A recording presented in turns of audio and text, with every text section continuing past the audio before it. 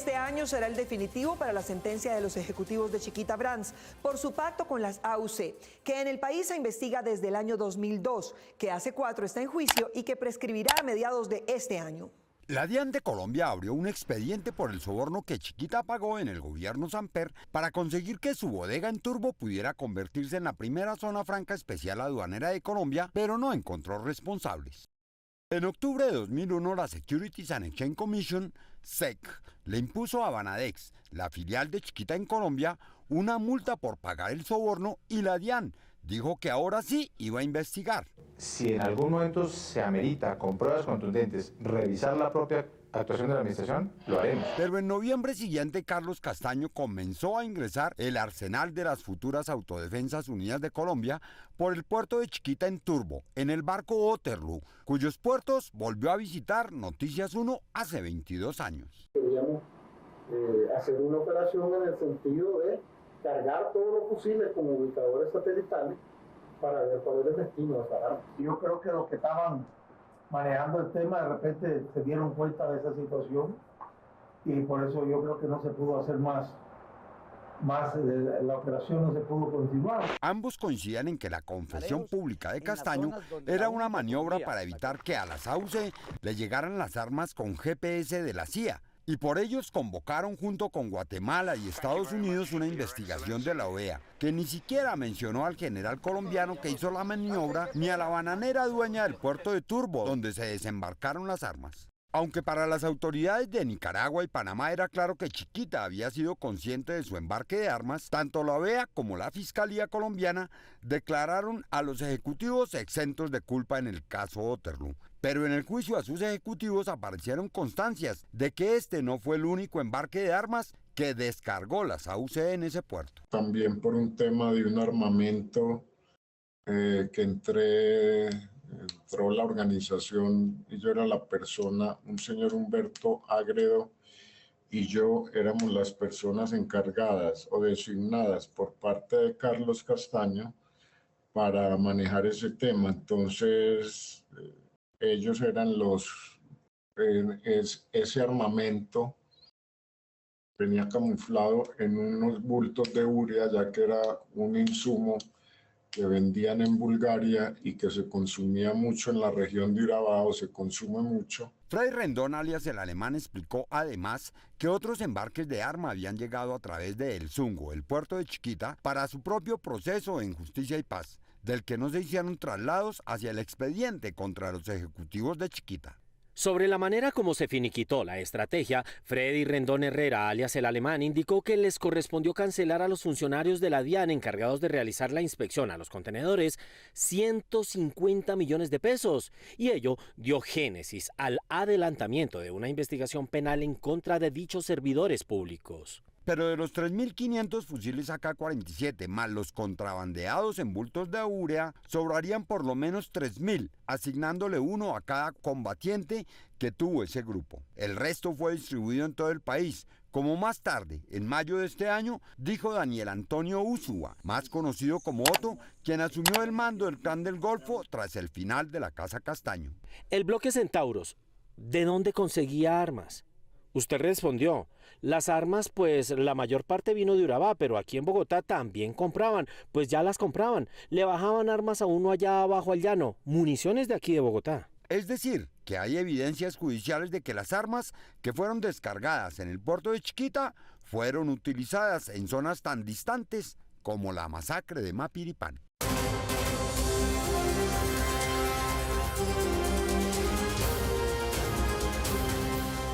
Lo que hemos visto hasta ahora es que el capital y apoyo logístico que Castaño recibió le permitió concretar su sueño de conformar un ejército paramilitar con operaciones en todo el país. Obvio que no solo la bananera tuvo que ver en la financiación de esta expansión paramilitar, de la que no nos han contado los balances de la Verdad, de Justicia y Paz, ni de la JEP.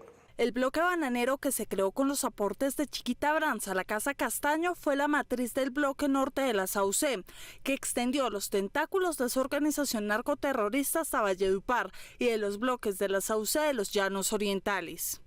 Salvatore Mancuso, a quien la Casa Castaño le encomendó estructurar el bloque norte, admitió haber impartido las órdenes de creación de la estructura criminal en la región Caribe, donde la carbonera de Gary Drummond extraía y exportaba carbón. Yo le autoricé a Jorge 40 que se reuniera con Mr. Jean.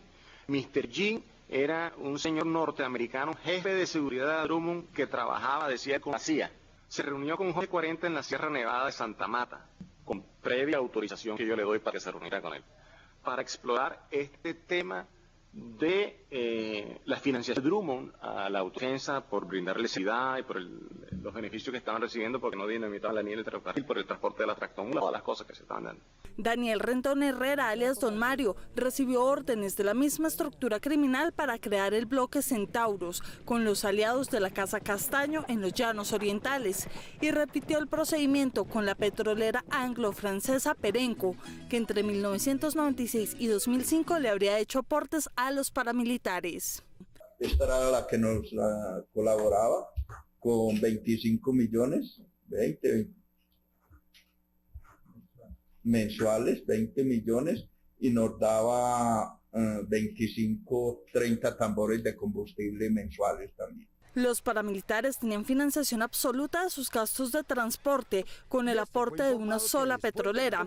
Les sobraba para vender en el mercado negro, pero además, según los testimonios recogidos en los tribunales de justicia y paz, la petrolera puso a su servicio un helicóptero y las instalaciones de su operación. La verdad, simplemente nosotros llegamos con un piloto, nos abrieron la puerta y ya, nadie puso resistencia ni nada y nos llevamos al helicóptero. Ahí estaba el piloto del helicóptero por parte de la empresa. Cuando llegaban las autodefensas, a veces, obviamente ellos llegaban y se llevaban eso, se quedaban y al otro día madrugaban, o a veces pernotaban unas horas y a veces llegaban a la madrugada y al otro día se iban.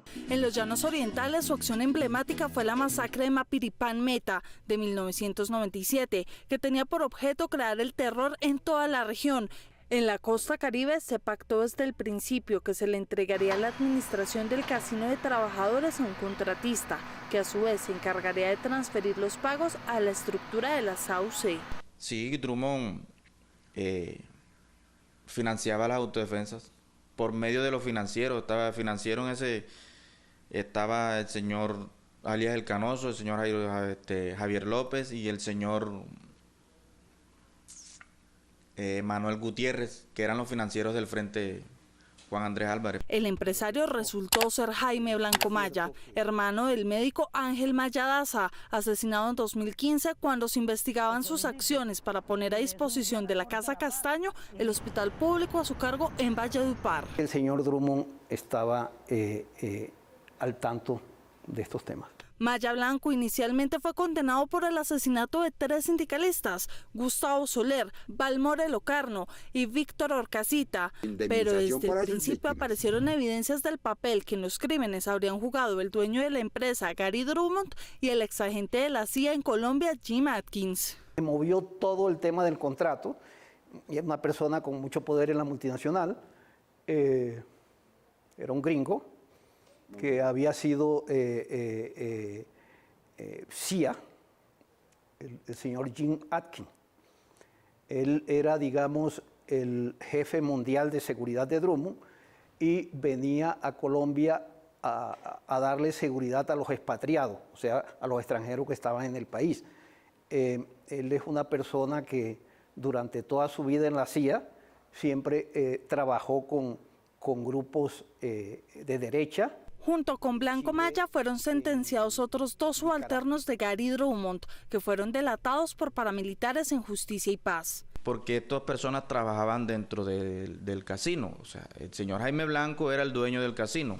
El señor Jairo Charris era el jefe de seguridad y Peinado trabajaba con el señor Jaime Blanco. Pero Blanco resolvió admitir sus culpas y buscar los beneficios de la verdad y reparación que ofrecía la Jurisdicción Especial de Paz, y sus testimonios ante la Fiscalía se han acumulado al acervo probatorio contra Augusto Jiménez, presidente de la filial de la Drummond al principio del negocio, y su sucesor José Miguel Linares. Hay 2 informes de Policía Judicial y un dictamen, que es una prueba técnica hecha por los forenses, los contadores forenses de la Fiscalía, y en los 3 documentos se establece más o menos una sobreestimación o un sobreprecio del valor de $1.800.000. Sumados los aportes entregados a los agentes de la Casa Castaño, en Los Llanos nos dan 2.400 millones de pesos y 26.400 litros de gasolina, que en valores históricos y cifras gruesas nos daría también una cifra cercana a los 1.8 millones de dólares. Por la empresa anglo-francesa están respondiendo en un juzgado de Yopal 2 colombianos,